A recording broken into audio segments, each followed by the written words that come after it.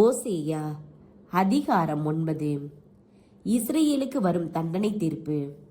இஸ்ரேலே, நீ களிப்புறாதே, மற்ற மக்களைப் போல் நீ அக்களிக்காதே.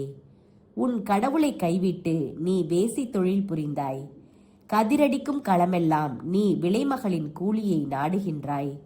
கதிரடிக்கும் களமும் திராட்சை கனி பிழியும் ஆலையும் அவர்களுக்கு உணவு அளிக்க மாட்டா. புதிய திராட்சை ரசமும் இல்லாமல் போகும்.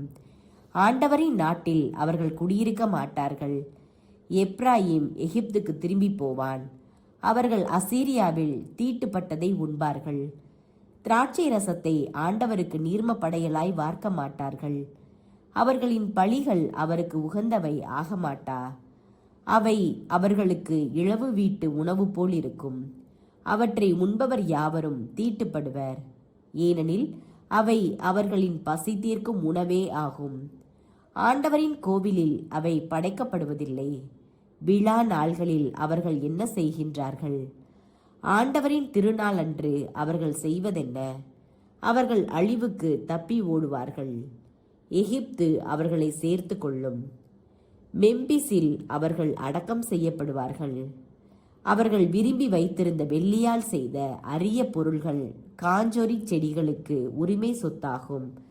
அவர்களின் கூடாரங்களில் முட்புதர்கள் வளரும். இஸ்ரேலரின் பாவமும் அதற்கான தண்டனையும். தண்டனை தீர்ப்பு பெறும் நாள்கள் வந்துவிட்டன. பதிலடி கிடைக்கும் நாள்கள் வந்துவிட்டன.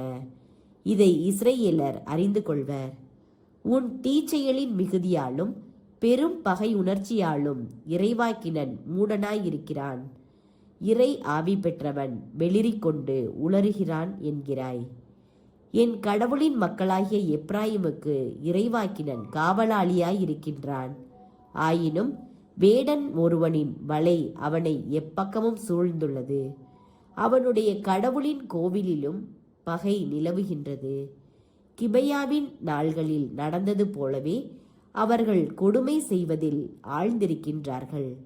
அவர்களுடைய தீச்செயலை ஆண்டவர் நினைவில் கொள்வார். அவர்களுடைய பாவங்களுக்கு தண்டனை கொடுப்பார்.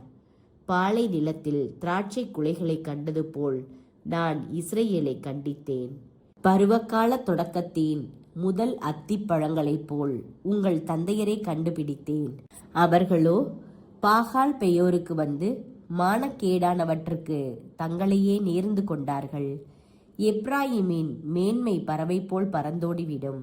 அவர்களுக்குள் பிறப்போ கருத்தாங்குவதோ கருத்தரிப்பதோ எதுவுமே இராது. அவர்கள் பிள்ளைகளை பெற்று வளர்த்தாலும் ஒருவனும் எஞ்சியிராமல் அப்பிள்ளைகளை இழக்க செய்வேன். நான் அவர்களை விட்டு அகன்றுவிட்டால் அவர்களுக்கு ஐயோ கேடு. நான் பார்த்ததற்கிணங்க எப்ராயிம் தம் மக்களை கொள்ளை பொருளாய் ஆக்கியிருக்கிறான். எப்ராயிம் தம் மக்களை எல்லாம் கொலை களத்திற்கு கூட்டி செல்வான். ஆண்டவரே, அவர்களுக்கு கொடுத்தருளும். எதை கொடுப்பீர்? கருச்சிதைவையும் கருப்பையையும் பால் சுரவா முளைகளையும் கொடுத்தருளும். கில்காலில் செய்த பாவத்திற்கு தண்டனை. அவர்களின் கடுஞ்செயல்கள் யாவும் கில்காலில் உருவாயின. அங்கேதான் நான் அவர்களை பகைக்கத் தொடங்கினேன். அவர்களுடைய தீச்செயல்களை முன்னிட்டு என் வீட்டினின்றும் நான் அவர்களை விரட்டியடிப்பேன். இனி அவர்கள் மேல் அன்பு கொள்ள மாட்டேன். அவர்களின் தலைவர்கள் அனைவரும் கலகக்காரராய் இருக்கிறார்கள். எப்ராயிம் மக்கள் வெட்டுண்டு வீழ்ந்தார்கள். அவர்களுடைய வேர் உலர்ந்து போயிற்று. இனிமேல் அவர்கள் கனி கொடுக்க மாட்டார்கள். அவர்கள் பிள்ளைகளை பெற்றாலும் நான் அவர்களுடைய அன்பு குழந்தைகளை கொன்று விடுவேன். என் கடவுள் அவர்களை தள்ளிவிடுவார்.